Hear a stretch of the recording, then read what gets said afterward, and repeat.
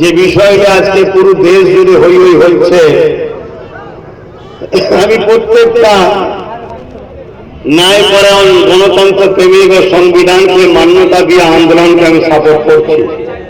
কিন্তু গত 10 বছর ধরে এই বিষয়ে আমি চিল্লাচ্ছি, গত 10 বছর ধরে আমি চিল্লাচ্ছি যে একটা দিন আসছে তোরা বড় বিপদে পড়বি ভাই। কিন্তু এই কথা বলতে গিয়ে সব থেকে বড় বিপদের সম্মুখীন, সব থেকে বড় আমার উপরে গালিগালাজ, অত্যাচার, সমালোচনা একদল মুনাফিক মুসলমানরাই করেছিল।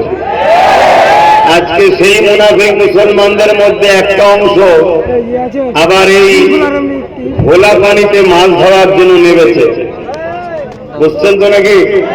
অতএব তাদের খপ্পরে যদি পড়ে যান, বিজয় ইসলামের হবে 100%, এখানে কোনো কথা নেই। এ জায়গায় পুলিশ অফিস হয়ে গেছে, এ বিষয়ে কোনো কথা নেই। ইসলামের বিজয় হয়েছে, হচ্ছে, হবে, কথা এখানে শেষ, ক্লিয়ার। কিন্তু এই মুনাফিকদের পাল্লায় যদি পড়েন, তাহলে আপনাদের লক্ষ কোটি বাপ মা ভাই বোনেদের ইজ্জত, আপনি জানমাল কিন্তু চলে যাবে। এই গুটি কত কথা আমি বলবো। এবং আজকে যে মূল বিষয়, ফুরফুরা শরীফ আহলে সুন্নাত ওয়াল জামাতের বাৎসরিক একটা ইসলামে স্বভাব প্রতি বছরে হয়, সেই মাহফিল আমি এসেছি। গুটি কত কথা মাহফিলেরও আলোচনা হবে। এক কথায় যেটাই আলোচনা হবে সবটাই ইসলামের উপরে হবে। আমরা তো বুঝি কম, সমস্যা হয়ে যায়। আমরা যখন রুজি রুটির কথা বলি, আমাদের সমাজের একদল মানুষ বলে হুজুরের ছেলে সব বলবে কেন। আমরা যখন মানব বন্ধনের কথা বলি, প্রেমের কথা বলি, মানুষ ও জাতির বিকাশের কথা বলি, হিন্দু আদিবাসী দলিতদের ভালোবাসার কথা বলি, তখন আবার একদল মানুষ তারা বলে হুজুরের ছেলে সব বলবে কেন। মানে মুসলমান মনে করে ইসলাম ওই দাড়ি টুপি নামাজ রোজার নাম। এটা আমাদের কালচারের মধ্যে ঢুকানো হয়েছে। আরে ইসলাম হলো বিপ্লবের নাম, ইসলাম হলো ইনকিলাবের নাম, ইসলাম হলো অন্যায়কে মিটাবার নাম, ইসলাম হলো সভ্যতা প্রতিষ্ঠিত করার নাম, ইসলাম জুলুমকে বিনাশ করার নাম, ইসলাম সন্ত্রাস, আতঙ্কবাদ, জঙ্গিবাদ, জালিম শাসকদের মিটিয়ে দিয়ে অসহায়, লাঞ্ছিত, বঞ্চিত, শোষিত মানুষের চোখে মুখে হাসি ফোটাবার নাম হলো ইসলাম। জোরে বলুন সুবহানাল্লাহ। ইসলাম তো ক্ষুধার্ত মানুষকে খানা খাওয়াবার নাম, বস্ত্রহীনকে বস্ত্র দিবার নাম, পিপাসিত মানুষের পিপাসা মেটাবার নাম, মা বাপকে সম্মান দিবার নাম, জাতি ধর্ম বর্ণ নির্বিশেষে যে কোনো ধর্মের হোক আল্লাহর জাত সৃষ্টি নারী জাতির ইজ্জতকে বাঁচাবার নাম ইসলাম। হাত্তাকে নিজের মাতৃভূমিকে বাঁচাবার নাম ইসলাম। জোরে বলুন সুবহানাল্লাহ। আরো জোরে বলুন। গত 10 বছর ধরে লড়াই করছি। কোন উলামা, কোন মুফতি, কোন মৌলানা ডাইরেক্ট এসে বলতে পেরেছে যে আপনি যে অত করছেন ইসলামের বিরুদ্ধে।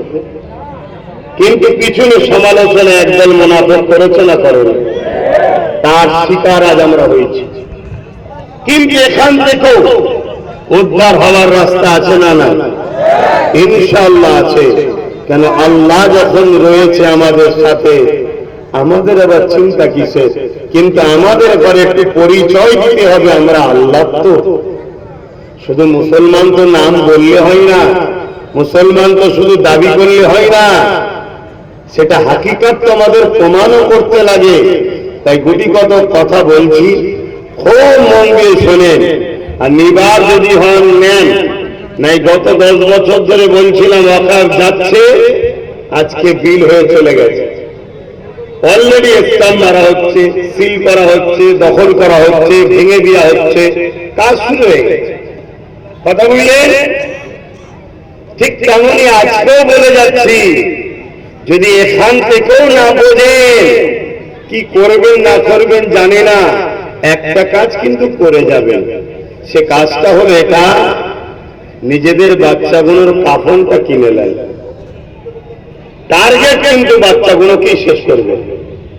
তিনি বলেন কেন? যাতে নতুন প্রজন্ম উঠে না দাঁড়াতে পারে। কথা মাথায় ঢুকছে? যত কেস দেখবেন যুব সমাজের নামে হয়, যত কেস সব যুবকদের নামে হয়। কেন? এই যুবক উঠছে, মেরুদণ্ডটাকে ভেঙে দাও, কোমরটাকে ভেঙে দাও, একে জড়িয়ে দাও আইনের আওতায়। এর জোরে কথা বলতে গেলে আমি বলবো, দেখবি কেসটা তুলবো, এর কোমরটাকে ভেঙে দাও।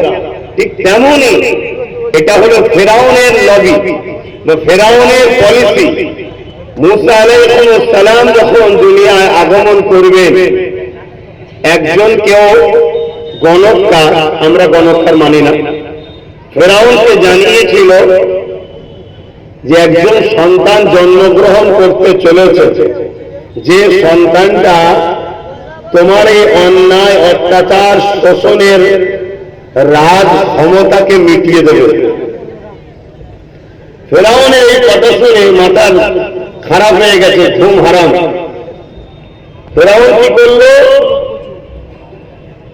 মন্ত্রী সভা ডেকে, আমলা চামলাদের ডেকে মিটিং এ বসেছে। এটা কোরআনের কথা বলছি। কোরআনের রাজনীতি আছে না? না, তাহলে আমার কম তো বোঝে না। সেই জায়গাটা কোরআনের কথা বলছি। সব দেখেছে নেতা মন্ত্রী যারা আমলা চামলা আছে, দেখে বলছে যে আমি খুব টেনশনে আছি। কি টেনশন? বনি ইসরাইলের মধ্যে একটা সন্তান জন্মগ্রহণ করছে, যে সন্তান নাকি আমার রাজ ক্ষমতাকে কেড়ে নেবে। আমি যে এই যে জুলুম দেখে, ত্রাস করে, সন্ত্রাসী করে, অত্যাচার করে, খুন করে, মানুষকে কৃতদাসী বানিয়ে এদের প্রভু সেজে যে এদের উপরে রাজত্ব কায়েম করেছি, এটাকে নাকি মিটিয়ে দেওয়া হবে। তো কি করা যায়? ওই সময়ে বুদ্ধি দেওয়া হলো ফেরাউনকে, তার সব আমলা চামলা নেতা মন্ত্রীরা। কি বুদ্ধি? আরে জাহাপানা, আপনার হাতেই তো পাওয়ার, যা বলবেন তাই হবে। আর আজকে ফেরাউনও বলছে আমার হাতে পাওয়ার, যা চাইব তাই হবে। মিলছে না? মেলে নেই? কথা বলছে না তো? হ্যাঁ, এই ফেরাউন অবস্থা সেই ফেরাউনের থেকেও ভয়ঙ্কর হবে, চিন্তার কোনো কারণ নেই। কিন্তু আমরা যদি ভুল রাস্তায় চলি, আমাদের কর্মের ফল আমাদেরকে খেসারত দিতে হবে, বুঝে হাঁটতে হবে। আবেগের কোনো জিনিস হয় না। জোশ আনো, হোশ হারিও না। মুখ ভর্তি দাড়ি, মাথায় টুপি, 5 ওয়াক্ত নামাজি মানেই যে সে মুসলমান এমনটা নয়। 17 বছর ঢাকার মসজিদে ইমামতি করেছে, 17 বছর পর ধরা পড়ছে সে একজন খ্রিস্টান। আমার কথা মাথায় ঢুকছে? হঠাৎ করে দেখবে চলো বলে নিয়ে যে এমন একটা জায়গায় জড়িয়ে দেবে, ব্যাস ছিলে কড়াতে, এবারে পড়ল চুলোতে। একটু বুঝে বুঝে জ্ঞান তৈরি করো। যে কোনো জিনিসের একটা ব্লু প্ল্যান তৈরি হয়, দেখেছেন না? এই মসজিদ তৈরি করার আগে, বাড়ি তৈরি করার আগে, মাদ্রাসা তৈরি করার আগে একটা ইঞ্জিনিয়ারের কাছে যে প্ল্যান তৈরি হয়, একটা নকশা তৈরি করে নেওয়া হয়, তারপরে সেই জায়গা থেকে আস্তে আস্তে তৈরি হয়। তা আমাদের একটা ব্লু প্রিন্ট তৈরি করতে হবে, তৈরি করে তারপরে আগাতে হবে। তো ব্লু প্রিন্টটা যার কাছ থেকে করলে হবে? ভালো ইঞ্জিনিয়ারদের করতে হবে, যে 500 বছর পরের কথা ভাববে। 500 বছর পরে এই এলাকার রাস্তা অনেক উঠতে পারে, বিল্ডিং থেকে কতটা হাই করা দরকার, এই এলাকায় নদী নালা আছে, কিরকম পানি আসতে পারে, সব কিছু পরিকল্পনা করে একটা তৈরি করে দেবে। কথা মাথায় ঢুকছে? হ্যাঁ। তা ফেরাউন, মুসা নবী, আমি আর খুতবার দিকে গেলাম না, কথা বুঝলেন? আমি ডাইরেক্ট চলে এলাম, কেন আপনাদের এখন খুতবায় গেলে সময় কম হয়ে যাবে, ডাইরেক্ট পয়েন্টে চলে এলাম। ফেরাউনকে বুদ্ধি দিচ্ছে কি, জাহাপানা আপনার হাতে ক্ষমতা, যা চাইবেন তাই হবে। এক কাজ করুন, প্রত্যেকটা বনি ইসরাইল কওমের বাড়িতে দুটো দুটো করে পুলিশ বা মিলিটারি লাগিয়ে দেন, যে ভাষাটা আপনারা বুঝবেন, লাগিয়ে দেন। সন্তান হলেই চেক করুন, কন্যা সন্তান হলে ছেড়ে দেন, পুত্র সন্তান হলেই কতল করে। শুনছেন? তাহলে রাজ ক্ষমতা টিকাবার জন্য, গদিতে টিকে থাকার জন্য ফেরাউন কত জুলুম করেছে ভাবতে পারছেন? তারপরেও সেই ফেরাউন মিটেছে না মুসা নবী মিটেছে? সবাই বলছে না তো, আওয়াজ দিতে হবে। হ্যাঁ, ফেরাউন মিটেছে। অতএব জুলুম যত বড়ই হোক না কেন, ব্রেনের মধ্যে ঢুকিয়ে নেন কথা, জালিমের সাথে আল্লাহ থাকে না, মুসলিমের সাথে আল্লাহ থাকে। জোরে বলুন সুবহানাল্লাহ। আর এটাও শোনেন, কোন মুসলিম দাবিদার যদি জুলুম করে তার সাথে আল্লাহ নাই। যদি অমুসলিমের উপরে জুলুম হয়, ওই মজলুম সে আল্লাহ মানে রে, কিন্তু সৃষ্টি তো আল্লাহ, আল্লাহ তাকে এই বিপদ থেকে উদ্ধার করে। কারণ আল্লাহ মজলুমের সাথে থাকে, জালিমের সাথে থাকে না। বলে বলে সুবহানাল্লাহ। আর এখানে যুগে যুগে 100% সত্য কথা, ইসলাম আর জুলুম একসাথে থাকতে পারেনি। তাই যুগে যুগে আমরা দেখছি ইসলামের উপরে জুলুম হয়েছে, ইসলাম কখনো কাউকে জুলুম করেনি। উপরন্তু জালিমের হাত থেকে মুসলিমদের বাঁচাবার জন্য ইসলাম তার পরিবারের লক্ষ লক্ষ বাচ্চাদেরকে শহীদ পর্যন্ত করেছে। বলে বলে সুবহানাল্লাহ। তার একটা চাক্ষুষ প্রমাণ দিচ্ছি। যেমন আমার ভারতবর্ষে ব্রিটিশ ছিল, জালিম ছিল, কত অত্যাচার করেছে। দেওবন্দি, ফুরফুরা, তাবলীগ, এই যার লড়াই হোক না কেন, সবার ইমাম, হাদিসের ইমাম আব্দুল আজিজ মুহাদ্দিস দিলবি রহমাতুল্লাহ আলাইহি, তিনি ফতোয়া দিয়েছিলেন ব্রিটিশদের বিরুদ্ধে লড়াই করে ভারতের সন্তানদের ঘরে বাঁচাতে হবে। এই কথাটা শুনে উলামায়ে দ্বীনরা ঝাঁপিয়ে পড়ল। 50,000-এর উপরে আলেমকে শুধু দিল্লির গাছেতে বিভিন্ন জায়গায় ফাঁসি দিয়ে ঝুলিয়েছে ব্রিটিশরা। ভারতের সর্বধর্মের মানুষকে বাঁচাবার জন্য, ইসলামের ঘরের উপযুক্ত সন্তান উলামারাই জীবন দেশের জন্য সব থেকে বেশি রক্ত দিয়ে গেছে। সুবহানাল্লাহ। ইসলাম কখনো জুলুমের সঙ্গে সম্পর্ক রাখতে, জুলুম আর ইসলাম এক জায়গায় থাকতে, হ্যাঁ এটা মনে রাখবে। আগুন আর পেট্রোল এক জায়গায় হলেই বিপদ, ইসলাম আর জুলুম কখনো এক জায়গায় হতে পারে না। তো মুসা আলাইহিস সালামকে কতল করা, বাচ্চা জন্ম হলেই কতল করো। ফেরাউন কথা মতো ঠিক বলল যে হ্যাঁ ঠিকই বলেছিস, দে সবাইকে দে। বাচ্চা যে হলেই, পুত্র সন্তান হলেই মায়ের সামনে ফেরাউন কতল করছে। ভাবতে পারছে কি করুণ দিন গেছে। আজকে যেন নেতানিয়াহু প্যালেস্টাইনের বাচ্চা ছেলেগুলোকে মারছে। ছোট্ট একটা ফুলের মতো বেটিকে বছর 3 কি 3.5 হবে, 300 গুলি করেছে তার উপরে। নেতা হয়ে সৈন্যরা কেন তোরা, কেন এটা জানতে হবে। ইসলাম কাকে বলে সেটা তো আমার কম ভুলে গেলে। আমার কম শুধু ইসলামকে মসজিদের মধ্যে বেঁধে রেখে দিয়েছে, ইসলামকে মাদ্রাসায় বেঁধে রেখে দিয়েছে। সংসার জীবনে ইসলাম নেই, সমাজনীতিতে ইসলাম নেই, অর্থনীতিতে ইসলাম নেই, রাজনীতিতে ইসলাম নেই, রাষ্ট্রনীতিতে ইসলাম নেই, পরিবার নীতিতে ইসলাম নেই, মনুষ্যত্ব নীতিতে ইসলাম নেই, মানববন্ধন নীতিতে ইসলাম নেই। আরে ইসলামকে সব জায়গায় রাখো। ইসলাম যদি সব জায়গায় থাকে তবেই তো তোমার সমাজ শান্তি হবে। জোরে বলুন সুবহানাল্লাহ। আজকে আমরা আমাদের দোষে বাপ নিজেরা পাকে পড়েছি। কোথায় পড়েছি? ডুবে কিন্তু যাইনি, কিন্তু যত ভুল ভাবে লড়াচড়ি করবে কি হবে, তত কুঁদবে। তোমাকে কোথারও প্ল্যান চলছে। তাই পরামর্শ দিচ্ছি, বুদ্ধি অনুযায়ী খাটাও। চুপ করে লড়নি থাকো, চিৎকার দাও, সাহায্য করো, রশি বাড়াও, রশি ধরো, টেনে ওঠো, তাহলে তুমি বেঁচে যাবে। ঠিক তো নাকি? এই পয়েন্টটা মনে রাখবেন, তাহলে দেখবেন আপনারা গেনার হবেন। তো যাই হোক, আমি অকিয়াটা একটু বলি, তাহলে আজকের দিনের সঙ্গে আপনাদের মিলবে, ভালো বুঝতে সুবিধা হবে। ধৈর্য আছে তো নাকি? সন্ধ্যা পর্যন্ত ইনশাআল্লাহ বলুন। মাগরিবের পরে যদি সময় পার টুকলে অসুবিধা আছে? কার কার অসুবিধা নাই একটু হাত তুলে দেখান। পারফেক্ট কথা তো, পারফেক্ট কথা। কিন্তু দেখা যাক তো ফেরাউন প্রথমত বাচ্চা সন্তান জন্ম হলে, পুত্র সন্তান হলে কি করছে? কতল করে দিচ্ছে। ওইদিকে দেখলাম, এইদিকে কতল করে দিচ্ছে। আর একদিনে শুধু সন্তান হত্যা করেছে 12,000। একদিনে কত? 12,000। তাহলে টোটাল কত সন্তান হত্যা করেছে বুঝতে পারছেন? তার কোনো শেষ নাই।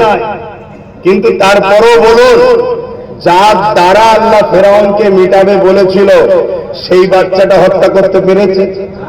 জোরে বলেন না। সে বাচ্চা দুনিয়ায় বনি ইসরাইল কওমে জন্ম হয়েছিল না হয়নি? হ্যাঁ হয়েছে। নাম হযরতে মুসা আলাইহিস সালাম। দুনিয়ায় আগমন করলো, আল্লাহ আওয়াজ দিলেন, মুসা সাল্লামের আব্বা আম্মাকে কাঠের বাক্স তৈরি করে ভেলা দিয়ে ভাসিয়ে দেন। ভাসিয়ে দেওয়া হলো। গিয়ে ওই ভেলা বা কাঠের বাক্স গিয়ে দাঁড়ালো কোথায়? ফেরাউনের বাড়ির পিছনে একটা বাগিচা আছে, ওই বাগিচা নদীর পাড় দিয়ে যাচ্ছে, ওই পাড়ে গিয়ে বাক্স আটকালো। জোরে বলে সুবহানাল্লাহ। আল্লাহ কিয়ামত পর্যন্ত যুগে যুগে প্রত্যেকটা ঈমানদারকে জানাচ্ছে, তোরা আমি আল্লাহ আমার উপরে ভরসা রাখ, তোরা আমি আল্লাহ আমাকে ভয় কর, তোরা আমি আল্লাহ আমার হুকুম মেনে চল, তোরা আমি আল্লাহ আমার উপরে আস্থা রাখ, তোরা আমি আল্লাহ আমার কাছে চা। পৃথিবীর কারো কাছে তোরা মুখাপেক্ষী হবি না। আমি আল্লাহ তো তিনি। ফিরআউন যে বাচ্চাকে মারার জন্য 30, 40, 50 হাজার বাচ্চাকে খুন করেছে, সেই বাচ্চাকে আমি নিয়ে গিয়ে ফেরাউনের বাড়িতে, ফেরাউনের রাজপ্রাসাদের মধ্যে, ফেরাউনের বিবির কোলে তাকে লালন পালন করে বড় করতে যে পারে তিনি কে?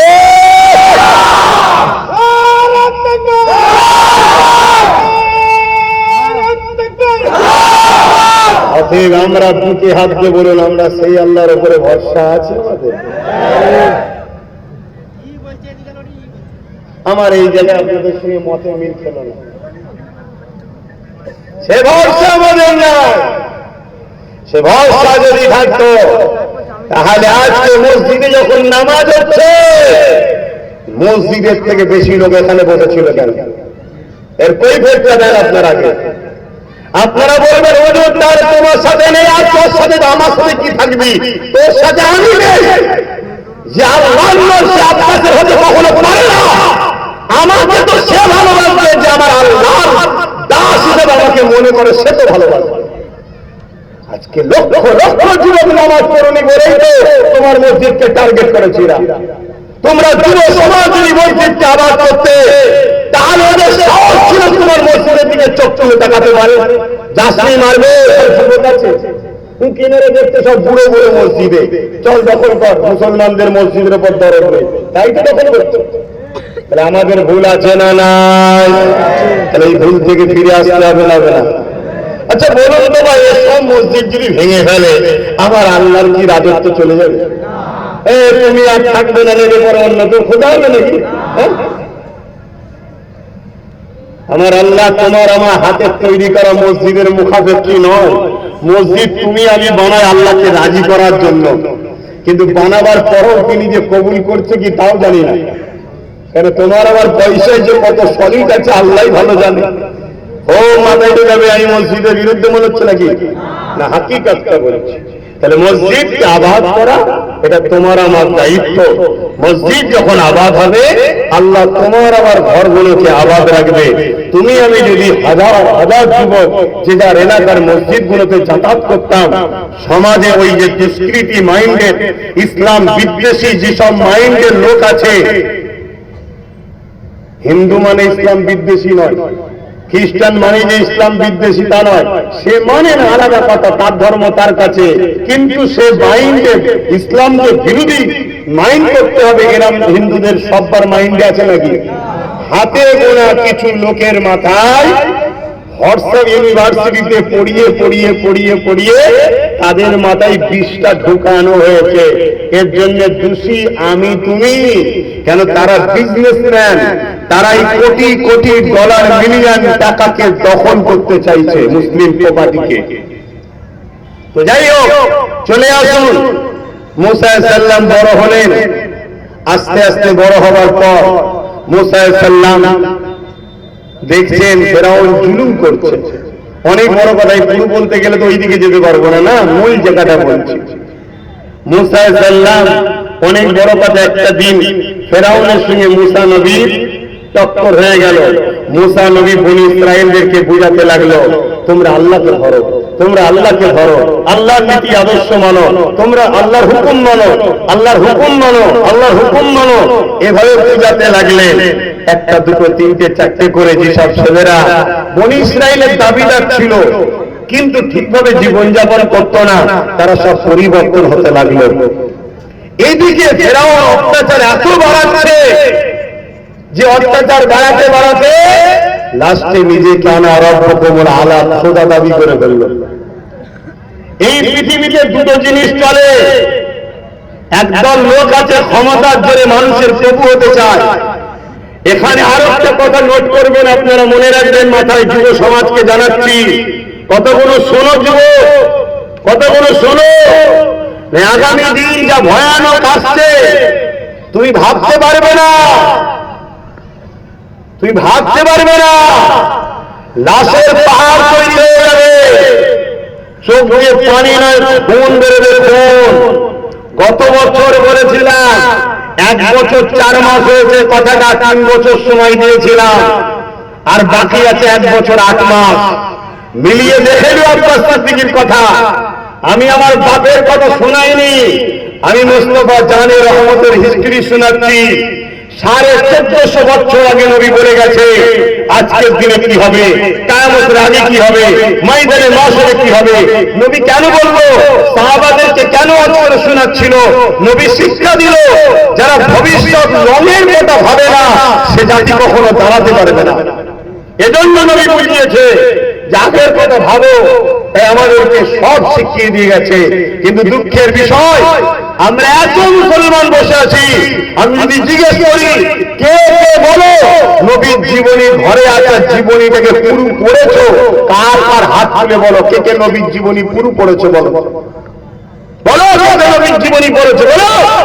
আমরা দাবি করছি আমরা মুসলমান, আমরা দাবি করি আমরা উম্মতে মুহাম্মাদী, আমরা আমার নবীর জীবনী পর্যন্ত পড়িনি। তাহলে আমাদের কাল্লা মারার জন্য তো জালিম রাজা বসাবে। সূরা বাকারা খোলো, আল্লাহ তো বলেছে যখন তোমরা আমাকে ও আমার হাবিবকে ভুলে যাবে, আমি আল্লাহ তখন তোমাদের উপরে জালিম হুকুমতকে বসিয়ে তার দ্বারা তোমাদেরকে জিল্লাত দেবো, শাস্তি দেবো। আমার কথায় বেজার হচ্ছে? ভুল হতে পারে মানুষের, কিন্তু আমরা যদি না শিখাই তো শিখবেন কি করে? আজকে রাজমুখ করে যদি কাল থেকে পরিবর্তন হন, আল্লাহ সাহায্য করতে পারে না, পারে না। আল্লাহ তওবাকারীকে পছন্দ করে না, করে না। তো মুসা আলাইহিস সালাম অনেক বড় কথা আল্লাহ পাক মুসা নবীকে একদিন বললেন, এই পয়েন্টে চলে এসে কি বললেন? মুসা, ফেরাউন বড্ড বাড়াবাড়ি করছে, ওকে যে বলো ও অন্যায় থেকে যেন ফিরে আসে। মুসা আলাইহিস সালাম বলছেন, আল্লাহ আপনি যেতে বলছেন আমি তো যাব, কিন্তু আমার সাথে আমি আর আমার ভাই হারুন আলাইহিস সালাম ছাড়া আর তো কেউ নেই। আর ফেরাউন রাজা, সৈন্য, মিলিটারি শাসক, বিশাল পাওয়ার তার। আল্লাহ আপনি যেতে বলছেন আমি যাব, আমি আর আমার ভাই ছাড়া তো কেউ নেই, আমি আপনার কাছে একটা সাহায্য চাই। কি সাহায্য? আল্লাহ আপনি আমার সিনাতে পাওয়ার দেন। জোরে বলুন সুবহানাল্লাহ। কোথায় পাওয়ার চেয়েছে? কোরআনের কথা বলছি, সিনায় পাওয়ার। এই উম্মতে মুহাম্মাদী, যতবার আমাদের উপরে জুলুম হয়েছে, যতবার আমাদেরকে মিটাতে চেয়েছে, যতবার আমাদের মসজিদ মাদ্রাসাগুলোকে উজাড় করতে চেয়েছে, যতবার আমাদের মা বেটিদেরকে গণহত্যা রেপ করেছে, প্রত্যেকবারেতেই সংখ্যা বেশি যখন ছিল জিতিনি, সংখ্যা যখন মরে মরে কমে গেছিল তখন আমরা জিতেছি।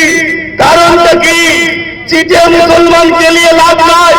চিটেগুলো শেষ হয়ে যাওয়ার পর যে কটা ছিল তারা আল্লাহকে সিজদা করেছে, আল্লাহর কাছে কেঁদেছে, নবীর প্রেম আদর দেখিয়েছে, তাদের সিনাতে আল্লাহ পাওয়ার দিয়েছিল, ওই পাওয়ারে তারা বিজয় লাভ করেছে। সুবহানাল্লাহ। পৃথিবীর ইতিহাস বলছে অস্ত্র দিয়ে, বোম দিয়ে, বন্দুক দিয়ে, গুলি দিয়ে, কামান দিয়ে, পরমাণু বোমা দিয়ে কখনো মুসলমান বিজয় লাভ করেনি। মুসলমান বিজয় লাভ করেছে একটা পাওয়ার দিয়ে, ওই পাওয়ারটা হলো সিনার পাওয়ার। জোরে বলুন সুবহানাল্লাহ। আজকে দেখছেন না প্রকাশ্য অস্ত্র বিলি হচ্ছে আমার দেশে, প্রকাশ্য বলা হচ্ছে বাড়ি বাড়ি অস্ত্র রাখো, প্রকাশ্য বলছে কেটে দাও, প্রকাশ্য বলছে 2-3 মিনিটের মধ্যে মুর্শিদাবাদ খালি করে দেবো, প্রকাশ্য বলা হচ্ছে নইলে। মনে রাখবেন যুগে যুগে এইরকম লোকেরাই প্রকাশ্য অস্ত্র দিয়ে, প্রকাশ্য হুমকি দিয়ে, প্রকাশ্য অস্ত্র দিয়ে আমাদেরকে মেটাতে আগিয়েছিল, কিন্তু আমাদের হাতে অস্ত্র কোনো সময় ছিল না, আমাদের হাতে গুলি বোম বন্দুক কোনো সময় ছিল না, আমাদের কোনো সময় প্রয়োজন আগামী দিন হবে না। তাহলে জিতবো কি করে? মনে রাখবেন পৃথিবীতে অনেক কটা পাওয়ার আছে। নাম্বার 1 ম্যান পাওয়ার, নাম্বার 2 মানি পাওয়ার, নাম্বার 3 মাসুল পাওয়ার বা অস্ত্র পাওয়ার, নাম্বার 4 ম্যান্ডেট পাওয়ার অর্থাৎ রাজ পাওয়ার, আর নাম্বার 4 এই কটা সবসময় অন্যদের হাতে ছিল, কিন্তু আমাদের কাছে একটাই পাওয়ার ছিল যুগে যুগে, ওই পাওয়ারটার নাম হলো সিনার পাওয়ার। জোরে বলুন সুবহানাল্লাহ, আরো জোরে বলুন সুবহানাল্লাহ। ওই সিনার পাওয়ারেতে, ওই সিনার পাওয়ারেতে এক মঈনুদ্দিন আজমিরির বিরুদ্ধে সবাই লেগেছিল, এক মঈনুদ্দিন আজমিরি কামিয়াবি হয়েছিল। জোরে বলুন সুবহানাল্লাহ, আরো জোরে হবে। এবারে চলে এসুন ওই সিনার পাওয়ারটা কি।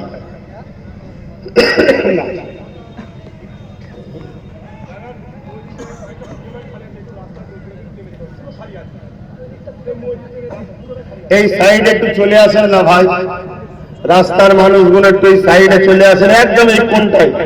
আর আপনারা ওই কজন ভাই ওখানে বসে যান, বসে গেলে দেখতে পাবেন, বসে যান।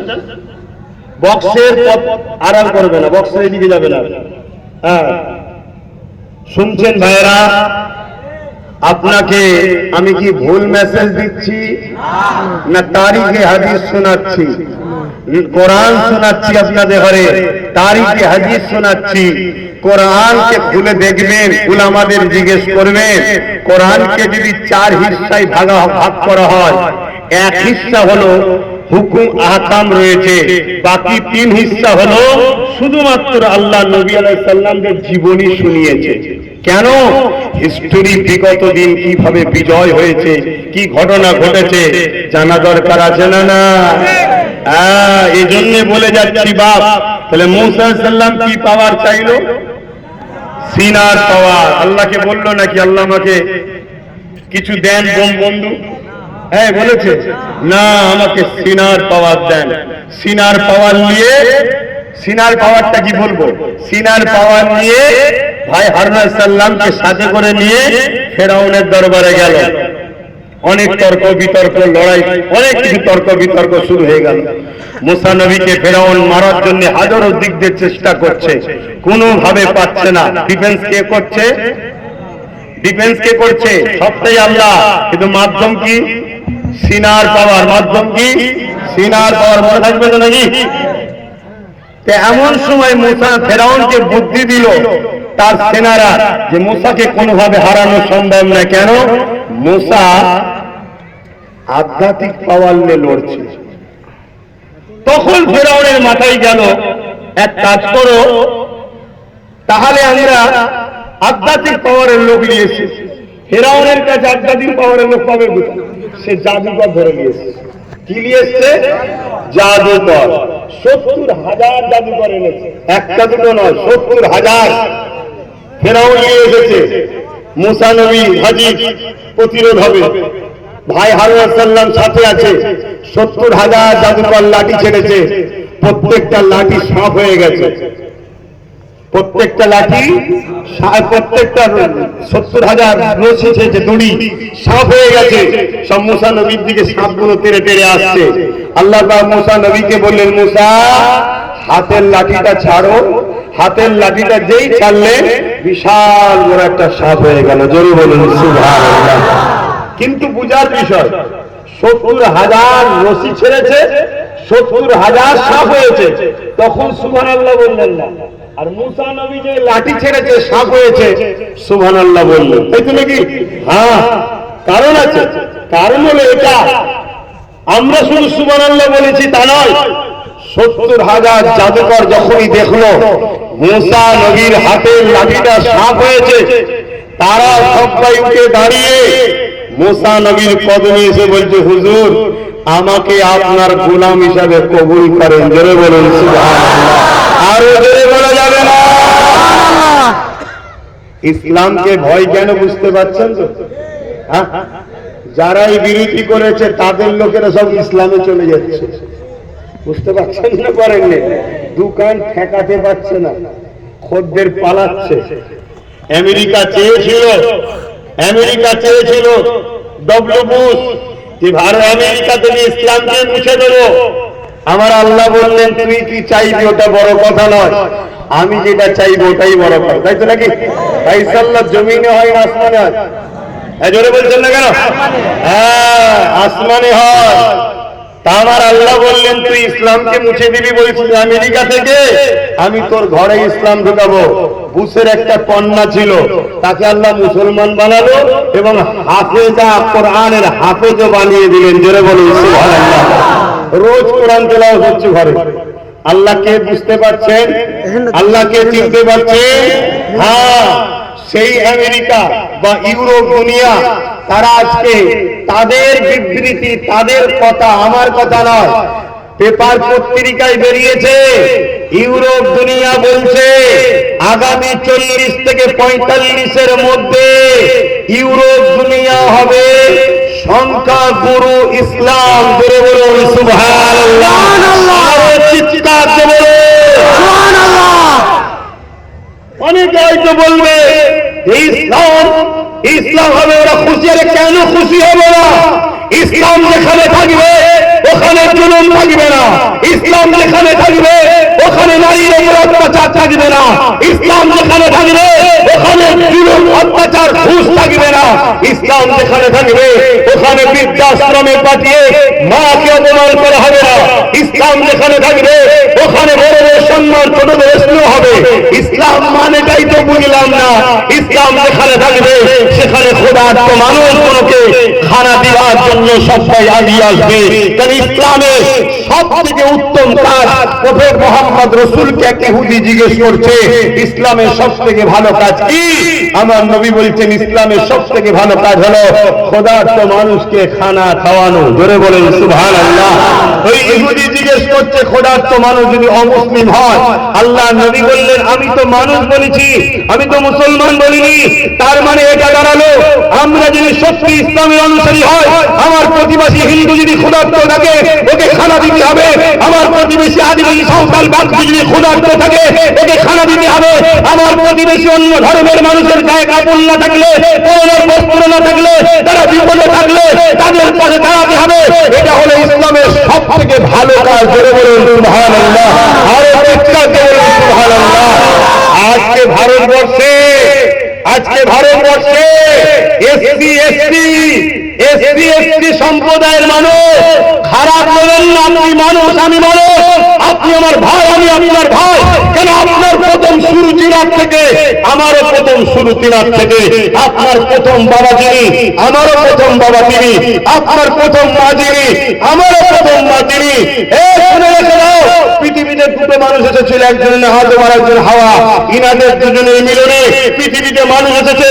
হিন্দু হোক, আদিবাসী হোক, সাঁওতাল হোক, খ্রিস্টান হোক, এসটি হোক, মুসলমান হোক, শিখ হোক, পাঞ্জাবি হোক, সবার বাবা মা হল আদম আর হাওয়া। এই সূত্রে আমরা হিন্দু, মুসলমান, জৈন, খ্রিস্টান সবাই আমরা ভাই বোন। জোরে বলো। হ্যাঁ, এবারে বড় হয়েছে ছেলেরা, 1000 জনের হাজারো মত তৈরি হয়েছে। ভুল ঠিক জবাব আল্লাহ নেবে। উল্টির জবাব আল্লাহ নেবে। আমি আমারটা প্রচার করব, তুমি তোমারটা প্রচার করবে। তার মানে এটা নয় যে ভাই ভাই মারপিট করবে, তাহলে বাপ আদম মা হাওয়া কষ্ট পাবে। কি উলামা ভাইরা ভুল বলছি না তো? দেখবেন, একটু বলবেন, কেন আপনারা আলেম মানুষ। তবে আলহামদুলিল্লাহ আপনাদেরই দোয়াতে একটু হলেও আল্লাহ এলেন দিয়েছে। তো যাই হোক ভাই, কিন্তু আজ আমি এখান থেকে একটা মেসেজ দিচ্ছি। এই মেসেজটা আপনাদের ডিউটি, প্রত্যেকটা এসসি এসটি কে বুঝাতে হবে। কি মেসেজ? যে ভাই আমরা মুসলমান ভারতে আছি বলে তোদেরকে আজকে অসুদ থেকে সুদ হয়ে গেছে। বুঝাবেন তো নাকি? তোমরা শুনছেন তো নাকি?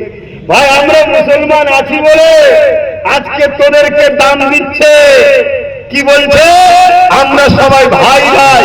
কি বলছে? আমরা সবাই ভাই ভাই। শুধু মুসলমান যেদিন চলে যাবে তখন তোরা হয়ে যাবি অছুত। শুনছেন তো নাকি? আরে অলরেডি উত্তরপ্রদেশে দেখো দলিতকে পিটিয়ে মারছে কেন? উচ্চ বর্ণের পাত্রে হাত দিয়েছে তাই। দলিতকে পিটিয়ে মারছে কেন? ঘোড়ায় করে চেপে বিয়ে করতে যাচ্ছে তাই। নিচু জাত বলে তাকে পিটিয়ে মেরে দিচ্ছে। আরে আমার এসসি এসটি ভাই, ওয়াকফ শুধু আমাদের একার বিষয় নয় রে ভাই। আমাদের নাই 25-এ ওয়াকফ গেছে, 2023-এ আদিবাসী ভাই আপনাদের জল জঙ্গলের সম্পদ এই কেন্দ্রের শাসক লুটে নিচ্ছে। আইন তৈরি করেছে আপনাদের বিরুদ্ধে। আসুন আমরা সংবিধানটাকে বাঁচাই, সংবিধান বিরোধী সরকারের বিরুদ্ধে গর্জে উঠে ঠিক না বেঠে। তাহলে আন্দোলনটা এরকম হওয়া দরকার, আন্দোলনটা এরকম হওয়া দরকার। আর আন্দোলন তা না হয়ে একদল মোল্লা মলি সাহেব রাস্তায় নেমেছে নেতা হওয়ার সব। বিষয়টা খুব সেন্সিটিভ, বড় দরদি বিষয়, দিলে লাগার মতো বিষয়। যেই আসবে লোক হবে, কথা ঠিক না বলি? সব রাস্তায় নেমে পড়েছে। নেমে গিয়ে সমাজের মধ্যে এমন বিশৃঙ্খলা তৈরি করছে, মূলত হিন্দু মুসলমানের ডিভাইড তৈরি হচ্ছে। আমার কথা কি খারাপ লাগছে বাপ? খুব বলবেন বাপ, অসুবিধে নেই। কেন, খুব সেন্সিটিভ ব্যাপার তো, ভুল হলে বলবেন, অসুবিধে নেই। মনে রাখবে, আজও লক্ষ কোটি হিন্দু ভাই আমাদেরকে ভাই বলেই বুকে রেখেছে। তাই মনে রাখবে, এই বিভাজনটা করা ষড়যন্ত্র একদল দাড়িওয়ালা টুপিওয়ালার দ্বারা হচ্ছে। বললেই হয়তো অনেকে কষ্ট পাবে, কিন্তু সত্য মিথ্যাটাকে হজম করতে শিখুন, সত্যটাকে জানতে শিখুন। যদি কোনো একটা বাসে একটা ধর্মের পতাকা থাকে, সেটাকে খোলার কি দরকার ছিল? বলো, সেটাকে খোলার কি দরকার ছিল? তুমি খুলে দিয়ে বাংলার বুকে কি মেসেজ দিলে? আমার কথা শুনছেন তো নাকি? বাংলার বুকে কি মেসেজ দিলে? বাংলার বুকে আমাদের ভ্রাতৃত্বকে নষ্ট করে দিলে। তাহলে বাপ, বুকে আগুন ধরেছে ঠিক আছে, এই আগুন তুমি জ্বালিয়ে রাখো। মানা করছি না, নিভিয়ে দিলে হবে না। নিভিয়ে দিলে জাহান্নামের আগুনে যেতে হবে, কেন এটা ইসলামের ব্যাপার। ওয়াকফ হলো ইসলাম ধর্মের একটা পার্ট। কিন্তু এই আগুনে তোমার পুরো পরিবার, তোমার সমাজ পুড়ে ছারকান্না হয়ে যায়। এটা তোমায় বুঝতে হবে। এই আগুনে তাকে তুমি ফেলো যে তোমার সাথে খেলা করছে। তো যা, একটা লাইনে বেরিয়ে যাচ্ছি, আমি ফিরে আসছি। কোন জায়গায় ছিলাম? তাহলে কিসের পাওয়ার নিয়ে গেল? 70,000 জাদুকর সাপ বানালো, মুসা নবীর লাঠিটাও সাপ হলো। 70,000 জাদুকর যাদের দড়ি সাপ হয়েছে, তারা সব উঠে দাঁড়িয়ে মুসা নবীর হাতে ব্যাস হচ্ছে। শুনছেন তো নাকি? ফেরাউন বলছে, হারা তোরাও সাপ বানালি, মুসাও সাপ বানালো, তোদের রশি সাপ হয়েছে, ওর লাঠি সাপ হয়েছে, এতে আশ্চর্য কি দেখলি? তোরা মুসার কাছে গেলি জানো? মন দিয়ে শুনবে, আমাদের সমাজে অনেক মুসলমান আছে যারা কিনা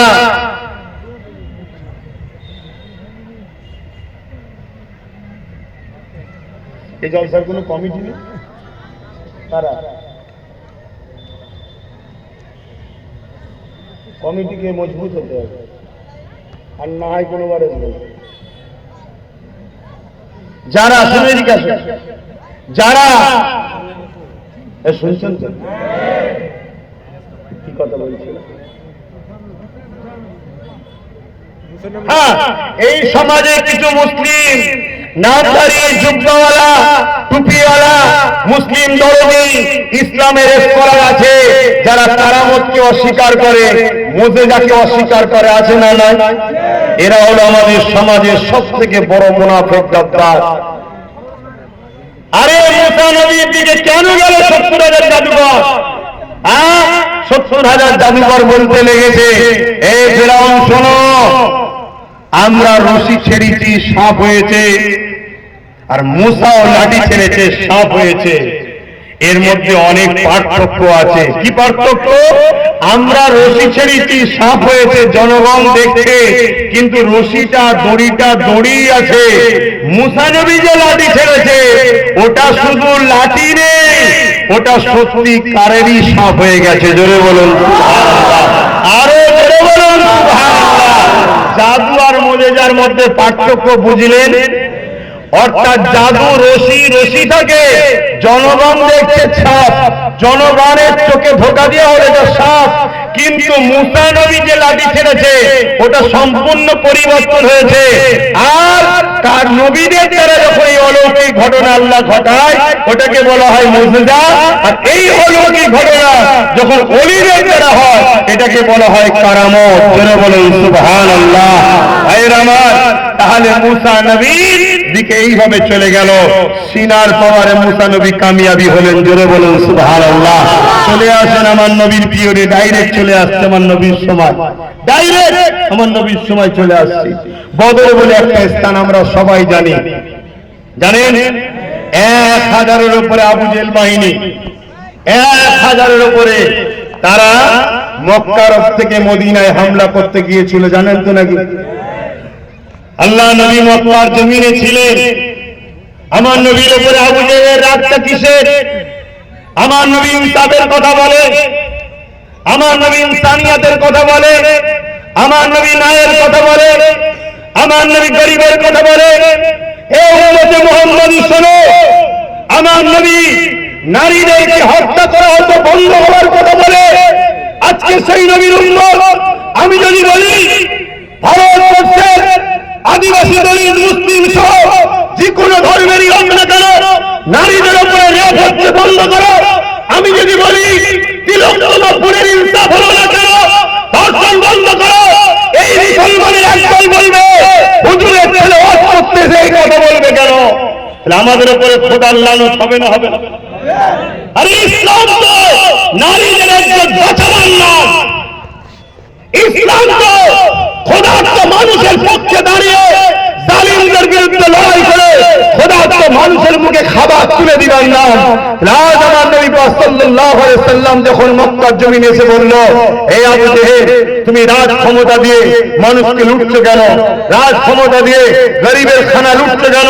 রাজ ক্ষমতা দিয়ে মানুষকে কৃতদাস দাসী বানাচ্ছ কেন? রাজ ক্ষমতা দিয়ে মানুষের উপর অত্যাচার করছো কেন? রাজ ক্ষমতা দিয়ে তোমার ক্যাডার বাহিনী, গুন্ডা বাহিনী, তোমার চামচাদের দিয়ে মানুষের ঘরে বেটিদের রেপ করছো কেন? এগুলোকে বন্ধ করো, এগুলো বন্ধ করো। মক্কার সন্ত্রাস আবু জেহেল উতবা সাইবা আমার নবীর বিরুদ্ধে দাঁড়িয়ে গেল। ইসলামের বিরোধী করার কারণটা মাথায় ঢুকছে। যুগে যুগে যারা ইসলামের বিরোধী করেছিল তাদের মধ্যে দুই শ্রেণী হলো সব থেকে টপ। মনে রাখবেন, জালিম অত্যাচারী শাসক যুগে যুগে ইসলামের বিরোধী করেছে। আর এক শ্রেণী হলো ধর্মের নামে যারা কুসংস্কার ভণ্ডামি শিখায়, তারা ইসলামের যুগে যুগে যুগে বিরোধী করেছে। কারণ ইসলামের সত্য আলোর কাছে, সত্য আলোর কাছে এদের ভণ্ডামির দোকান বন্ধ হয়েছে। ইসলামের সত্যের আলোর কাছে জালিম অত্যাচারের বিরুদ্ধে, রাজার বিরুদ্ধে লড়াই করার জন্য যুগে যুগে মানুষ রুখে দাঁড়িয়েছে। ইসলাম বলেছে জালিম শাসকের বিরুদ্ধে, অন্যায়ের বিরুদ্ধে হক কথা বলা এটা সব থেকে বড় জিহাদ। ছেড়ে বলুন সুবহানাল্লাহ। এই অন্যায় কথা বলতে গিয়ে, অন্যায়ের বিরুদ্ধে বলতে গিয়ে, জালিম শাসকের বিরুদ্ধে বলতে গিয়ে কেউ যদি মারা যায় আল্লাহ তাকে বেহিসাব জান্নাত দেয়। জোরে বলুন সুবহানাল্লাহ। এই যে ইসলাম শিখিয়েছে মজলুমের সাথে থাকো, গরিবের সাথে থাকো, দুঃখীর সাথে থাকো, বিধবার সাথে থাকো, এতিমের সাথে থাকো, অন্যায় যেখানে হবে প্রতিরোধ করো। তাই জালিম শাসকরা চায় না থাকবে বস, না থাকবে বাঁশুরি, না থাকবে ইসলাম, না থাকবে আমাদের বিরুদ্ধে চোখ খোলাবার কোনো কথা। এই জন্য তারা ইসলামকে মিটাতে চায়। শুনছেন তো নাকি? কিন্তু আমরা মোল্লা মলি সাহেব ইসলামকে মসজিদের মধ্যে ভরে তালামেদ দিয়েছি, মাদ্রাসার মধ্যে ভরে তালামেদ দিয়েছি। আমাদের একটাই বক্তব্য, আরে বাবা আমাদের জন্য আখেরাতে রয়েছে, তো দুনিয়ায় কি হবে? আল্লাহ আল্লাহ করো, আল্লাহ আল্লাহ করো, আল্লাহ আল্লাহ করো। আরে আল্লাহ আল্লাহ করো যদি শুধু ইসলাম হতো, তাহলে কারবালার মাঠে ইমামে হোসাইন কেন গিয়েছিল? কথা মাথায় ঢুকছে না রে? এই সমাজে নেশার জন্য যুব সমাজ, এখানে যত যুবক আছে 100টার মধ্যে 95টা যুবক নেশার কারণে তাদের সংসারে অশান্তি হচ্ছে, নেশার কারণে কাজ কারবার নষ্ট হচ্ছে, যুব সমাজ নেশাতে আসক্ত হচ্ছে, কোটি কোটি মিলিয়ন টাকা নেশা বিক্রি করে ইনকাম করছে। ইসলাম বলছে নেশা মুক্ত সমাজ গড়ার নাম ইসলাম। অর্থাৎ নেশার বিরুদ্ধে বলবে না তুমি 100% সলিড মুসলমান হতে পারলে না, রেপের বিরুদ্ধে বলবে না 100% সলিড মুসলমান হতে পারলে না, গরিবদের পক্ষে দাঁড়িয়ে গরিবদেরকে যারা লোটে তাদের বিরুদ্ধে বলতে পারলে না তুমি 100% সলিড মুসলমান হতে পারলে না। হাতটাকে শোনো শোনো শোনো, ইসলাম দাঁড়িয়ে আছে দুটো পাট্টির উপরে। কুনতুম খায়রা উম্মাতিন উখরিজাত লিন-নাস তা'মুরুনা বিল মা'রুফ ওয়া তানহাউনা আনিল মুনকার। অন্যায় দেখলে মিটাও আর ন্যায়কে প্রতিষ্ঠিত করো, এর নাম ইসলাম। জোরে বলুন সুবহানাল্লাহ, আরো জোরে বলুন সুবহানাল্লাহ। মনে রাখবে, খুব ভালো করে শোনে, আমার নবী পাক বলেছে অন্যায় দেখলে হাত দিয়ে রাখো, অন্যায় দেখলে হাত দিয়ে রাখো। যদি হাতে রুখতে না পারো মুখ দিয়ে রাখো, মুখে যদি না পারো অন্তর থেকে ঘৃণা করো। এই তিনটে যার মধ্যে নাই তার মধ্যে ঈমান নাই। কথা মাথায় ঢুকছে? কথা বলেন, ঈমান নাই। আজকে কেন্দ্র সরকার যে কালা কানুন তৈরি করলো, এটা সংবিধানের পক্ষে না বিরুদ্ধে? জোরে বলুন, এটা নাই না অন্যায়? জোরে বলুন, নাই না অন্যায়? এর বিরুদ্ধে হাত দিয়ে লড়তে হবে। যদি হাতে ক্ষমতা না থাকে মুখ দিয়ে লড়তে হবে, মুখে যদি ক্ষমতা না থাকে ঘৃণা করতে হবে। এই তিনটার মধ্যে কোনোটা যদি কোনো মুসলমানের মধ্যে, এই 3 লক্ষণের মধ্যে কোনোটা না থাকে, ইসলাম বলছে ওর মধ্যে ঈমান নেই। শুনছেন না? শোনেন না? তবে লাস্টের যেটা বললাম ওটা বড় দুর্বল। কি? ঘৃণা করা। আর গণতান্ত্রিক দেশে হাত তোলা যাবে না। তাহলে দ্বিতীয়টা আমাদের জন্য প্রযোজ্য। কি? প্রতিবাদ করতে হবে। এই অন্যায় করছে বলতে হবে, ঠিক না বেটি? জোরে বলুন, অন্যায়ের প্রতিবাদের দরকার আছে না নাই? হাত তুলে সাক্ষী দেন, প্রতিবাদের দরকার আছে না নাই? কেন্দ্র সরকার যেটা করছে যেমন অন্যায়, এবার আমি জানতে চাই, যে সরকার বলেছিল বিজেপিকে রুখার জন্য আমাকে ভোট দাও, সে যদি ইমামদের ডেকে নিয়ে যে বলে আন্দোলন দিল্লি যে করো, এ কথাটা নাই বলেছে না অন্যায়? এর প্রতিবাদের দরকার আছে না?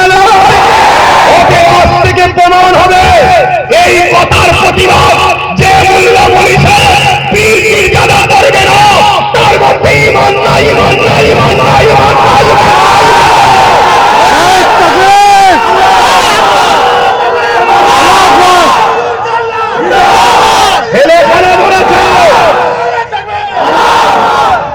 মুসলমানগুলোকে নিয়ে মুসলমানদের নেতা সেজে, মুসলমানদের রাহনুমা সেজে আমাদেরকে ফাঁসালে এই তথাকথিত পীর পীরজাদা মোল্লা মলি সাহেবগুলো।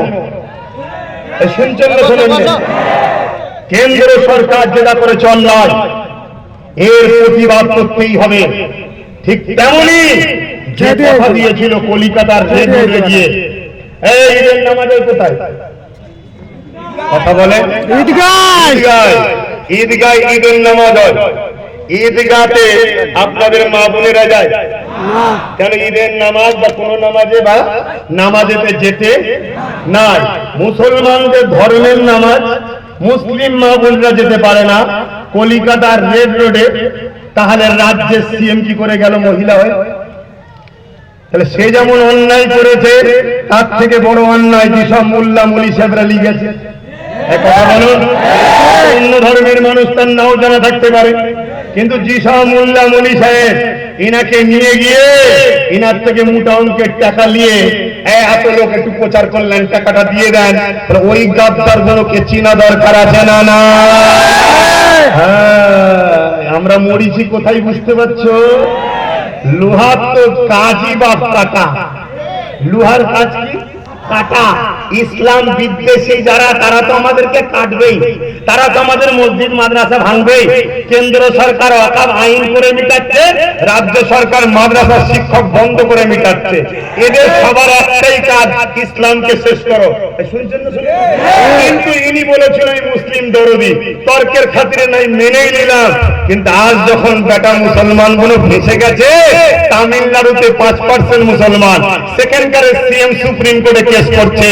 আজকে সুপ্রিম কোর্টে নওশাদ সিদ্দিকীও গেছে, আজকে সুপ্রিম কোর্টে 7-8টা রাজ্যের পক্ষ থেকে কেস হয়েছে, তারাদের নেতারা গেছে। কিন্তু বাংলার অভিভাবিকা ঘুমটা দিয়ে ইফতার পার্টিতে আসা, সে কি গেছে?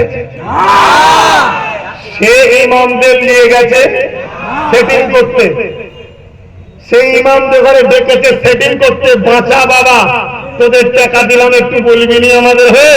কিন্তু অবাক হয়ে গেলাম, হাফ প্যান্ট পরে ইমাম গেছে, হাফ প্যান্ট পরে ইমাম গেছে, দাড়ি চাচা প্যান্ট শার্ট পরা ইমাম। আবার আজকাল মহিলা ইমাম হয়েছে, দেখেছেন না? দেখেন না? ধর্মটাকে নিয়ে আর কত খিল্লি করবেন? এই সব পিছনে আমাদের হাত আছে না নাই? এই যে ধর্মকে খিল্লি হচ্ছে, মোল্লাদের হাত আছে না নাই? এই মোল্লাদেরকে কাটবে, সাইজ করবে বললেই তো আল্লাহ জালিমকে বসেছে। আমার অদ বুঝে আসছে না? আসেনি? হাওয়াটা চলছে, গাছের পাতা লড়ছে, কার হুকুমে? আল্লাহর হুকুমে গাছের পাতা লড়ে। ভারতের প্রধানমন্ত্রী কি হবে আল্লাহর হুকুম ছাড়া হয়ে যায়? মাথায় ঢুকছে কথা? তাহলে বাঁচবেন কি করে? বাঁচার রাস্তা হলো ইমানদার লিডার ধরতে হবে, তার পিছনে দাঁড়াতে হবে। আইন যখন হয়ে গেছে, আইনের অস্ত্র দিয়ে আইনকে কাটতে হবে। পাগলামি করলে হবে না, আইনের অস্ত্র দিয়ে কাটতে হবে। আইনের অস্ত্র দিয়ে কাটবে বলে ইমানদার নেতা, দাদা হুজুর আওলাদ ইমানদার মনে হয়তো নাকি? নওশাদ সিদ্দিকী এখন সুপ্রিম কোর্টে বসে আছে, সব আইনের অস্ত্র দিয়ে কাটার জন্য গেছে। 1 নম্বর। দ্বিতীয় নম্বর কিভাবে রুখবেন?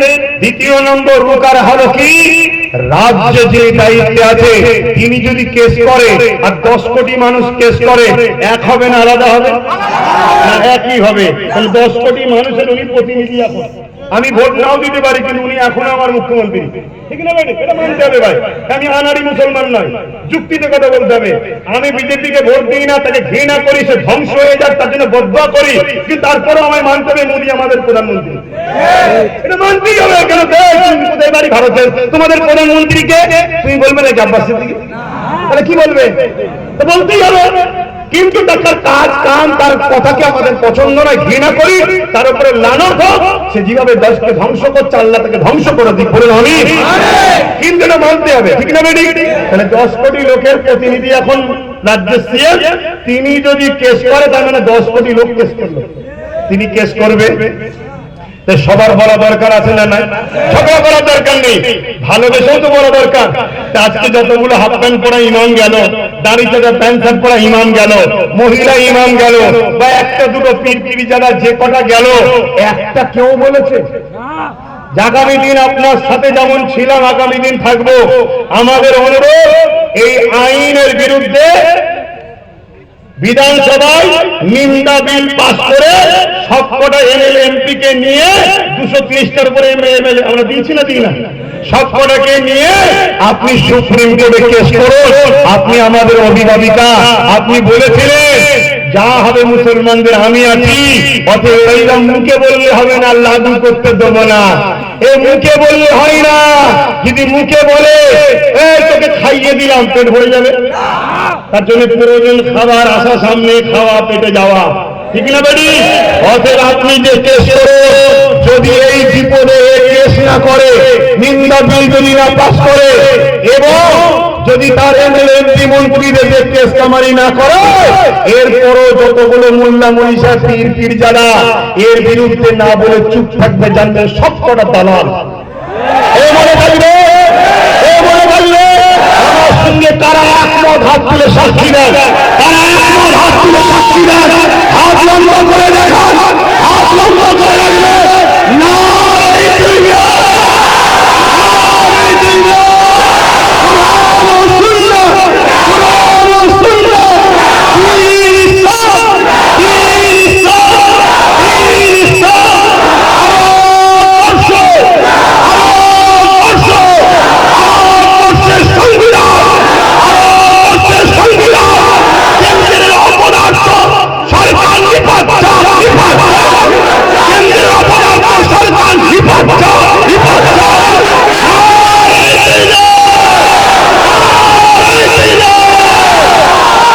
মনে থাকবে, রাজ্য সরকারের নিপাত জায়গা কোন বললাম না, কেন বললাম না? তার কানে পৌঁছানো দরকার, এইগুলো যে কি বুঝাই দেখা দরকার, ঠিক না বেটি? আমি আবার বলছি, আপনাকে যে যার মুসলমান সাথ দিয়েছে দিকে যায়, কথা মাথায় ঢুকছে না, যার ভালো লাগে দেবে, কিন্তু আপনি বিপদে সাথ দেবেন না, তাহলে তো বাপ বলতেই লাগে নাকি? কারণ ইসলাম বলছে অন্যায়ের প্রতিবাদ যদি না করা হয় তাহলে কি থাকবে না? জোরে বলেন। এখন রাজ্য সরকার যদি আমায় জেলে দেয়, পুলিশ দিয়ে তুলে নিয়ে যায়, এই ভয় খাবো না ইমান বাঁচাবো? কথা বলছে না তো? হ্যাঁ, তোর যদি ক্ষমতা থাকে পুলিশ আমায় তুলে নিয়ে যা, আমি জেলের মধ্যে বসে আমার ক্ষমতা দেখাবো, দুটো হাত তুলে মালিকের কাছে সেজদাই বলবো, তুই আমায় জেলে ভরেছিস, তোকে যেন মালিক জাহান্নামে ভরে। দেখা যাক না, অসুবিধা আছে? মালিকের জন্যই কথা বলছি, আমি তো মালিকের সৃষ্টি, মুসলিম, হিন্দু, দলিত, আদিবাসী সবার জন্য কথা বলছি। এর জন্য আমি তো তোর বিরুদ্ধে কোনো মিথ্যা কথা বলছি না। তুই যদি গায়ের জোর দেখাস, তাহলে আমার তো বাপ সরকার নেই, ক্ষমতা নেই, মিলিটারি নেই, বোমা নেই, বন্দুক নেই, পুলিশও নেই, কিচ্ছু নেই। আর থাকলেও জুলুমের পক্ষে আমরা নয়, আমরা হাত তুলি মালিকের কাছে, মালিক জালিমের বিচার করো। বলুন আল্লাহুম্মা আমিন, আল্লাহুম্মা আমিন, আল্লাহুম্মা আমিন। একটা কথা বলি, আজকে গত কয়েকদিন ধরে দেখবেন পুরো রাজ্য জুড়ে বিশাল বিশাল মিছিল হচ্ছে, শুনছেন না শোনেন না? কোন মিছিলের পরে এ রিয়াকশন পাওয়া যায় না, দিল্লি যাও। কিন্তু গতকালকে যেই নওশাদ সিদ্দিকী নেমেছে, তারপরে বলতে দিল্লি যাও। তার মানে বোঝাতে চেয়েছিল মুসলমানদের একজনই আছে আমি, অতএব আমার ভাড়াটিয়া মোল্লারা নামরে, আমার ভাড়াটিয়া মৌলানারা নামরে, আমার ভাড়াটিয়া গুলো নাম, বিজেপি কেন্দ্র সরকারের বিরুদ্ধে বলবি, আর শুধু বলবি ইনি আমাদের পাশে আছে। শুনছেন তো নাকি? এইটা যতদিন হয়েছে বলেন, কিন্তু কালকে নওশাদ নেবে যখনই বলল যে আপনি নিন্দা বিল পাস করুন, আপনি সুপ্রিম কোর্টে যান, দেখছে আরে আমার তো পর্দা ফাঁস হয়ে যাচ্ছে পারে। দ্বিতীয় নম্বর কথা, নওশাদ যে র্যালিটা করেছে, অর্ধেক লোককে আটকানো হয়েছে, অর্ধেক লোক রয়েছে, এই অর্ধেক লোককে পুরো কলকাতায় যে র্যালি হয়েছে, ওই র্যালি মনে হয় না দ্বিতীয়বার কলকাতায় কোনো মায়ের লাল করে দেখাতে পারবে না। তো যাই হোক, আমি এখানে আরো একটা কথা বলি, যদি ওয়াকফের বিরুদ্ধে আমি হই, ওয়াকফের বিরুদ্ধে যদি একটা আব্বাস, এটা কোচি আব্বাস আমাদেরই ছেলে, শুনছেন তো নাকি? আমি যদি ওয়াকফের বিরুদ্ধে হই, ইনিও যদি ওয়াকফের বিরুদ্ধে হই, তাহলে আপনারা যখন আন্দোলনে নামবে, আমি কিছু করছি না বা ইনি কিছু করছে না, আপনাদেরকে পিটছি। কেন পিটবো? আমি যদি ওয়াকফ কালা কানুনের বিরুদ্ধে হই, তাহলে আমি কেন আপনাদেরকে পিটবো? এটা কি উচিত হবে? তাহলে গতকালকে ভাঙড়ের লোকগুলোকে বাসন্তী ক্যানি ওই এলাকা থেকে যারা আসছিল, তাদেরকে রাস্তায় আগলে পুলিশ কি মারা মারলো, কেন বোঝার জবাব দিতে হবে না? হবে না? কথা বলে যায়, শুনছি নাকি একটা ব্রিগেড ডেকেছে। আমি ব্রিগেডে কে যাবে না যাবে সব নিজ নিজ ব্যাপার, আমি যাচ্ছি না, এটা ক্লিয়ার কথা। যদি বলেন কেন যাবেন না, আমি যাবো না একটা কারণে, যাবো না একটাই কারণে, গত পরশুদিন যখন ওয়াকফ বিলের বিরুদ্ধে মুসলিম নিরীহ মানুষগুলো যখন নামলো, তাদেরকে রাজ্য প্রশাসনের পুলিশ যখন মারলো, একটা কেউ এর বিরুদ্ধে প্রতিবাদ করেছে? মানে তোমরা ওয়াকফ বাঁচাতে নেমেছো না যাদের কাছ থেকে দালালির ভাগ পাও তাদেরকে কোলে তোলার জন্য এনেছো? কথা মাথায় ঢুকছে না? ঢোকে না? মানুষটা ছোট হতে পারি, সাহায্যটা আমার আল্লাহর আছে, মনে রাখবেন। আমি যুক্তি সহ কথা বলছি। এত মিছিল হচ্ছে, একটা মিছিলে শুনেছেন 3টে এমপি কেন ভোট দিল না? এদের বিরুদ্ধে সিএম কি ব্যবস্থা নিচ্ছেন আমরা জানতে চাই। কেউ বলেছে? কিন্তু আমি বলছি, একটা কেউ বলেছে শুনবেন, একটা কেউ বলেছে শুনেছেন যে আজকে আপনি ওই যে কৃষক বিল যখন বাতিল হয়ে কৃষকদের যখন আইন তৈরি হয়েছিল কালা কানুন, তখন পাঞ্জাব সরকার কৃষকদের সাথ দিয়েছিল জানেন। আপনি আমাদের সাথ চান এ বিষয়ে কেউ কিছু বলেছে? একটা কেউ বলেছে যে আপনার এমএলএরা কেস করছে না কেন, এমপিরা কেস করছে না কেন, ওয়াকফ কমিটি কেস করছে না কেন? ভাই আপনাদের কষ্ট হচ্ছে না? কষ্ট হচ্ছে? আপনাদের কাছে যদি আল্লাহ আগে হয় আমার কথা পছন্দ হবে, ইসলাম যদি আগে হয় আমার কথা পছন্দ হবে, মসজিদ মাদ্রাসা আগে হয় আমার কথা পছন্দ হবে, আর এই মুনাফিক বেঈমান নেতা যদি আগে হয় অবশ্যই আমার কথা পছন্দ হওয়াটা স্বাভাবিক, ঠিক না? দেখি মুসলমান দাবি করছো, মুসলমান বুঝি না, ইতিহাস পড়াচ্ছ, এটা আল্লাহর পক্ষ থেকে পরীক্ষা। আমি আবার বলছি, চ্যালেঞ্জ দিচ্ছি, বিজয় আমাদেরই হবে। জোরে বলুন সুবহানাল্লাহ, জোরে বলুন ইনশাআল্লাহ, জোরে বলুন আল্লাহু আকবার। কিন্তু আল্লাহ পরীক্ষা নিচ্ছে, কথা মাথায় ঢুকছে? যাক, সময়ের দিকে চলে যাচ্ছে, তাহলে আমি সংক্ষেপ করছি। ভাঙড়ের মানুষ ক্যানিং, জীবনতলা, বাসন্তী, সরবেরিয়া বিভিন্ন জায়গা থেকে প্রায় 2-2.5 লক্ষ লোককে আসতে দেয়নি, পুরো আটকে দিয়েছে। কথা বুঝে আসছে? তারপরও যা ইতিহাস হলো সবই আপনারা সাক্ষী আছেন। তো মনে রাখবে, আমি জানতে চাই এই বিলটা বাতিল করা যাবে না যাবে না? আমি ক্ষুদ্র জ্ঞানের 3টে প্রসেসিং এর কথা বলছি। নম্বর 1 কি বললাম? যে আইন দ্বারা হয়েছে আইনের অস্ত্র দিয়ে কাটতে হবে। দ্বিতীয় নম্বর কি? দ্বিতীয় নম্বর কথা হচ্ছে আইনটা করলো কারা? মোল্লা মলি সাহেবরা, সাধারণ লোকেরা, নাগরিকরা? কারা করেছে? যারা রাজ ক্ষমতা যাদের হাতে আছে, এমএলএ, এমপি সবাই। কেন বিধানসভাতেও পাস হয়েছে, বিধানসভায় পাস হয় কি করে? তাহলে এই কি বলে রাজ্যসভাতেও পাস হয়ে গেছে। কথা বুঝে আসছে? তাহলে যে ক্ষমতায় ওরা বিল পাস করেছে ওই ক্ষমতা দখল করতে। সেকুলার দল যারা আছে, সেকুলার দল যারা আছে তাদের সবাইকে সাথে সবাইকে ডাকো। যদি বলে না তোরা আমাদের পিছনে থাক, তাহলে আমি আবার ঠকাবেই, বলবে দিল্লি যাও। ওই জিতে আবার বলবে দিল্লি যাও। না, ওটা বললে হবে না। আমি যখন বলেছিলাম চেয়ারের 4টে পায়ের একটা পায়ে রাখো, বলেছিলাম না? বলিনি? ভেবে দেখো, একটু মাথায় ঢুকাও। রাগ করছো? একটু মাথায় ঢুকাও। ধরো না যিনি সিএম আছে উনি আছে, কিন্তু 3টে পায়া ওনার, একটা পায়া আমাদের। এই জায়গায় বলো চেয়ারে উনি বসে আছে, আমরা যদি বলতাম দিল্লি যাও, এ কথা বললেন, পায়া খুলে নেবো, ক্ষমা চাইবে না চাইবে না?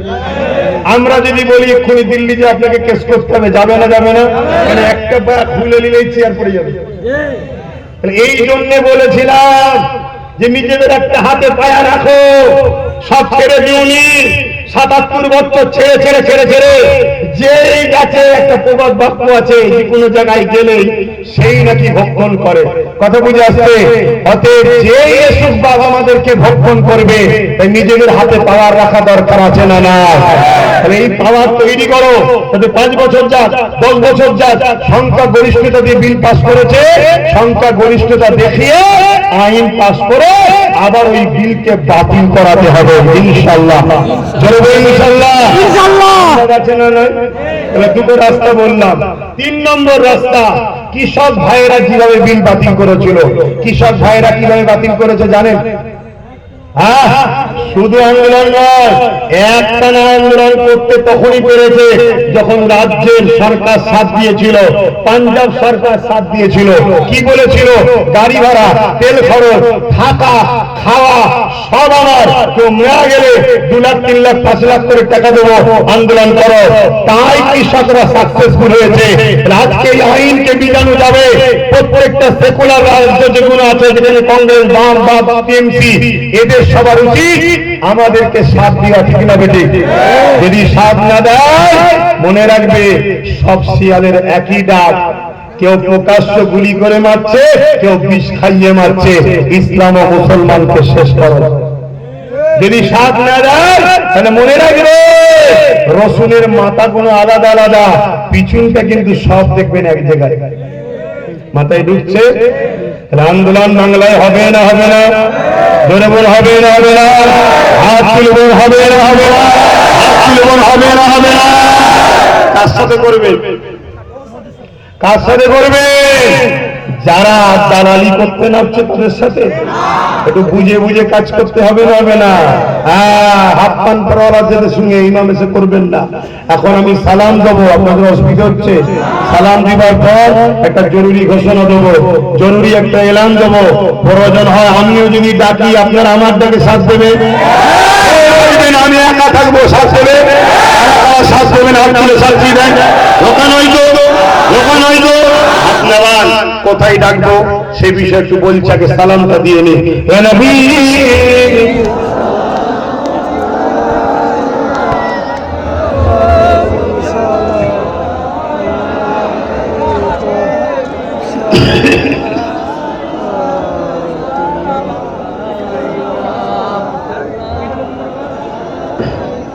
আমার ভাইয়েরা, আপনারা কি কেউ কষ্ট পেলেন? আমি একটু জোরে কথা বলে অভ্যাস। আজকে নতুন শুনছেন নাকি আমার? তাই খারাপ নেবেন না। আপনারা ভালোবেসেই ঝগড়া করতে হবে না, ভালোবেসেই বুঝান। যদি 26-এ আমাদেরকে পাশে পেতে চান, আজকে আপনি আমাদের পাশে দাঁড়ান। কিভাবে পাশে? মুখে বললে হবে না। নিন্দা বিল পাস করুন, সুপ্রিম কোর্টে যান। আপনার যতগুলো এমএলএ প্রত্যেকে একটা একটা করে কেস করবে, এমপি গুলো কেস করবে, আপনিও কেস করবেন, ঠিক না? এবং আমরা আন্দোলন করব, লাঠি পিটা করলে হবে না। শুনছেন তো নাকি? আমি আপনাদেরও বলি, এই আন্দোলন শুধু মুসলমানদের নয়। কেন? ওয়াকাফ আইন করেছে ঠিকই, এটা সংবিধানের পক্ষে না বিরুদ্ধে? সংবিধান ধ্বংস হচ্ছে না বাঁচছে? সংবিধানকে যে সরকার ধ্বংস করছে, কেন্দ্রের সরকার, তার বিরুদ্ধে তো সংবিধান তো সবাই, হিন্দু মুসলমান সবাইকে এক হতে হবে, ঠিক না বেটি?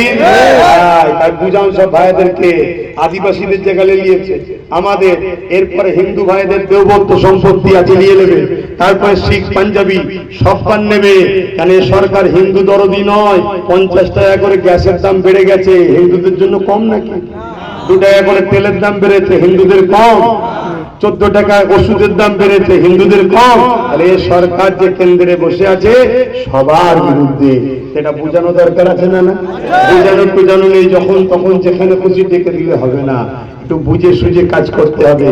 তাহলে ব্যারিকেডে যিনারা ডেকেছে, যাবো কি যাব না পরের কথা, কিন্তু আগে দেখতে চাই তিনারা এই পরশু দিনে ওয়াকাফ কানুনের বিরুদ্ধে যারা এসেছিল, রাজ্য সরকারের পুলিশ মেরেছে, এর বিরুদ্ধে কি আন্দোলন করে দেখা দরকার আছে না?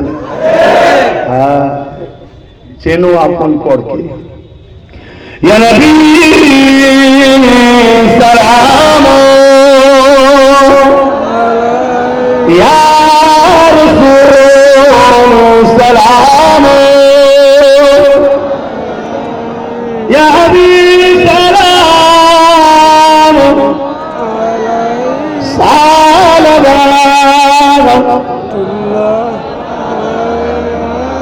পড়ল আল্লাহ আরো মানি,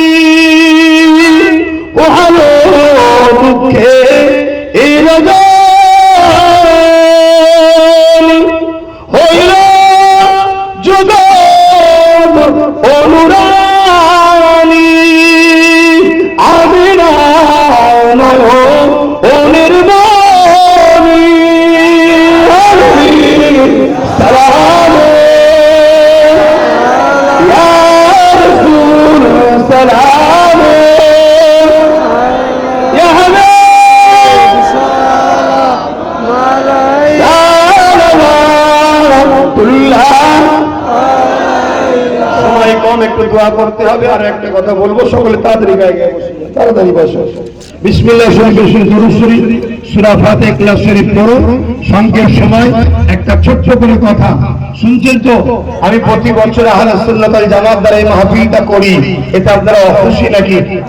আবার সামনে বছর হোক, আপনারা চান তো? কারা কারা বলছেন হোক, একটু হাত তুলে দেখান। নারাজ হলেন নাকি? আলহামদুলিল্লাহ। এই ছেলেদেরকে পাঠাচ্ছি, যার যা খুশি পকেটে হাত দেন, যার যা খুশি তো শরীক হন। যার যা খুশি, যার পকেটে নেই আলাদা কথা, থাকতে দেবেন না, ধর্মে দেবেন না, তো দেবেন কোথায়? ছেলেরা যাচ্ছে, বেশি করে ছেলে পাঠাও। যার যা খুশি একটু দাও, যার যা খুশি দাও। একটা দোয়া হবে, সকলে শরীক হন, দোয়া হবে, তেলাওয়াত করেন। আর শেষ কথা, আমি গত 3 মাস ধরে একটা প্রচার করছি, খবর পেয়েছেন যে বিড়ি কেটে ডাকবো একদিন? খবর পেয়েছেন? গত 3 মাস ধরে আমি সব জায়গায় লোক দেখতে চাইছি, কথা বুঝলেন? প্রচার করে দেখতে চাইছি। যদি আমি একা বিড়ি কেটে ডাকি, ভাইয়ের ছেলের সাথ দিয়ে কারা যেতে রাজি আছেন? আল্লাহকে সাক্ষী রেখে আর চলবে? আল্লাহকে সাক্ষী রেখে বলছেন তো? গাড়ি ভাড়া দিতে হবে, ধরে বলো, খাওয়া দিতে হবে না। কি জন্য ডাকবো? দেশের জন্য, মানুষের জন্য, ইসলামের জন্য, সমাজের জন্য, সংবিধান বাঁচাবার জন্য। এক কথায় ইসলাম সব শিখিয়েছে। জোরে বলুন সুবহানাল্লাহ। আমি আব্বাস সিদ্দিকী, আমি কোনো ভোটে দাঁড়াইনি, কিন্তু আমি আমার ভাইকে দাঁড় করিয়ে এমএলএ বানিয়েছি। কথা মাথায় ঢুকছে না? আপনার একটা ভাই ডাক্তার, একটা ভাই উকিল, আর একটা ভাইকে নেতা হওয়া দরকার আছে না নাই? আগে নিজেদের মধ্যে তৈরি করো, আসো আসো, সংগঠিত হও, ঐক্য হও। পরের বাপকে বাপ বললে এই দশাই হয়, বিপদের সময় বলবে যা আমার ছেলে এখন খাবে, ঘর থেকে বেরো, অন্য জায়গায় যা। নিজের আব্বাকেই আব্বা বলুন, তাতে কম খাবার থাকে তাই ভালো, আর নাই শুনতে হবে যা দিল্লি যা। শুনতে পাচ্ছেন? চেয়ারের একটা পায়া যে দেবে, তার সাথে আমরা আছি। কথা ঠিক, কথা ঠিক। আল্লাহকে সাক্ষী রেখে বলে হাত তুলে লম্বা করে, চেয়ারে একটা পায়া দরকার আছে না? এটা মাথায় রাখবেন। আসেন, ছেলেরা কাছে যার যা খুশি দেন, আমি তওবা করছি, তওবা করব, আপনাদের কাছে দোয়া চাইবো। আসেন, একদম দিল থেকে বলুন, ভাই আমার কোনো কথা কি ইসলাম বিরোধী হয়েছে? কোনো কথা কি মানবতার বিরুদ্ধে হয়েছে? কোনো কথা কি দেশের বিরুদ্ধে হয়েছে? কোনো কথা কি সংবিধানের বিরুদ্ধে হয়েছে? কোনো কথা কি কোনো মুসলিম মানুষের বিরুদ্ধে গেছে?